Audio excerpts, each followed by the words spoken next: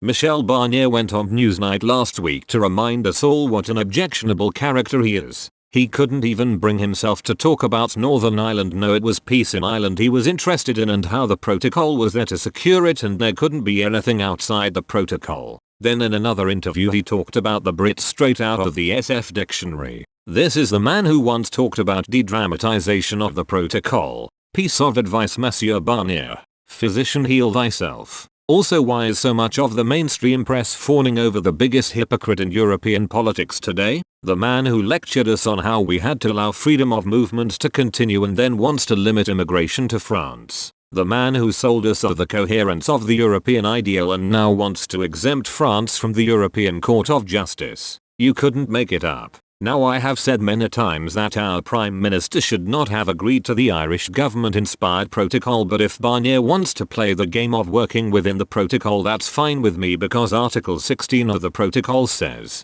that unilateral action can be taken by either side if the application of the protocol leads to serious economic, societal or environmental difficulties that are liable to persist, or a diversion of trade, and there clearly is such damage and diversion of trade as recognized by the government in their command paper in July. So, as I asked both Brandon Lewis, the Secretary of State for Northern Ireland, and Lord Frost this week at a Conservative Party conference in Manchester, what are we waiting for? On Monday of this week, at a fringe meeting at a Conservative Party conference, all of the Unionist Party leaders from Northern Ireland came together. No mean featuring in itself, alongside Baroness Kate Hoey and Lord David Trimble, the architect of the Belfast Agreement, to yet again, with feeling, reject the Northern Ireland Protocol. But is anybody listening? The signs from Dublin were not good, as the Irish PM called on the UK to come forward with solutions and engage with the EU on the protocol. Did he miss the command paper in July from the UK government?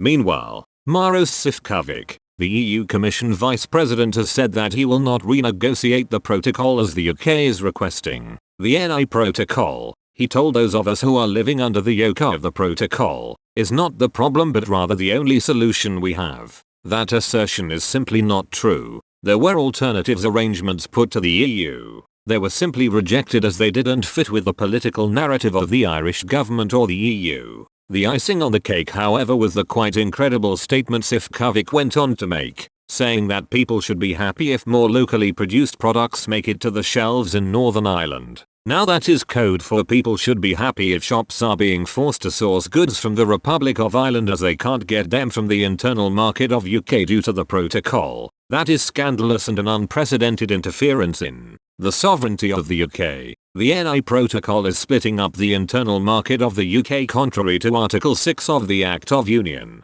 But Sefcovic says that's a good thing. The clear fact is that instead of defending peace and equilibrium in Northern Ireland, the EU mandarins are now actively engaged in trying to break up the United Kingdom. In a very blasé way, they tell us that they can't see what the issue is, despite the fact that this is the very diversion of trade that the protocol refers to in Article 16. Our PM knows that the EU are not coming forward with workable solutions. Lord Frost knows